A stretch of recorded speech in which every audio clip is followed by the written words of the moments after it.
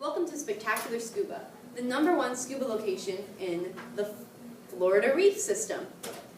Here at Spectacular Scuba, we teach people about scuba, we train people about scuba, we train people how to scuba, we bring tourists down to see the beautiful reef, and most importantly, we educate everybody about the Florida Reef System.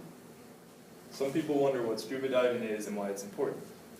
Scuba diving is a method of exploring the depths of the ocean using scuba gear. Scuba gear is self-contained, underwater breathing apparatus gear. This allows people to stay underwater for extended periods of time as a leisure activity or for studying marine life. Here at our company, we use scuba technology to perform research on the alligator reef and also so that tourists can see underwater life and geography. How does scuba gear affect the ecosystem of reefs? Coral reefs use calcium carbonate in order to create a hard shell in a process called calcification. Many other marine animals, such as oysters, clams, and snails, use this process to form a hard protective shell around them. As carbon dioxide levels rise in the ocean through a process called ocean acidification, the calcification process is slowed down in corals and other marine organisms. So the ecosystem of the alligator reef and the abiotic and biotic factors. So in the alligator reef, the biotic factors include the coral species, seagrasses, fish species, predator fish species, bacteria, sea moss, and algae. The abiotic factors include sunlight, temperature, underwater geography, oxygen levels, and natural disasters. Many people wonder why it is important to preserve and protect coral reefs. It is important because they provide protection and shelter for the fish living there. They also provide a place for fish to conjugate and provide services to one another in a relationship called symbiotic relationship. If coral reefs were removed from the ecosystem, then that ecosystem just wouldn't exist because they are the basis for those fish living there. The fish would die out because they have no place, no shelter from predators, and other fish that are around that rely on the fish in the coral reefs to clean them and stuff would die off as well. We are here at Alligator Reef in Florida to research coral reefs and figure out how we can protect them. Coral reefs provide many benefits for the ecosystem.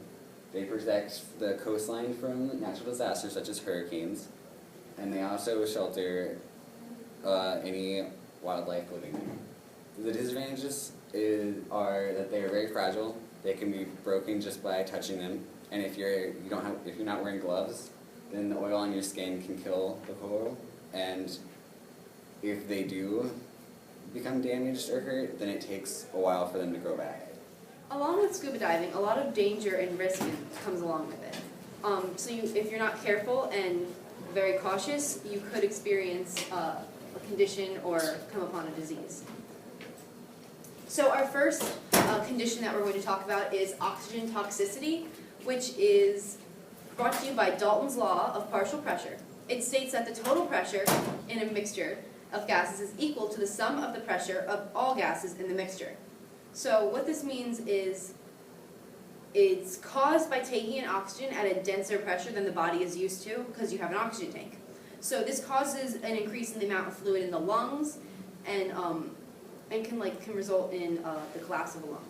So if you are scuba diving and you experience tunnel vision, ringing in your ears, nausea, twitching, irritability, or dizziness, you could possibly be suffering from oxygen toxicity. And what you need to do is you need to get out of the water as soon as possible, and you need to breathe in the oxygen that we normally breathe in because it has your body's more used to it. So it's just better.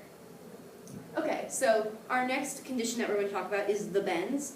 So this is brought to you by Boyle's law. So his law states that as volume increases, pressure decreases.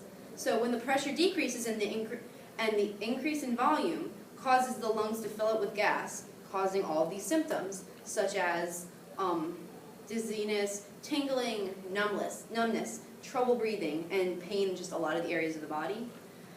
So this disease happens when dissolved gases turn into bubbles inside of your body during depressurization, And what you can do to prevent this is do not exercise within 12 hours of diving, and you should ascend slowly and safely. And be sure that you're physically fit, and do not fly after diving, because something with the extreme change in pressure just really causes this issue. So if this does occur,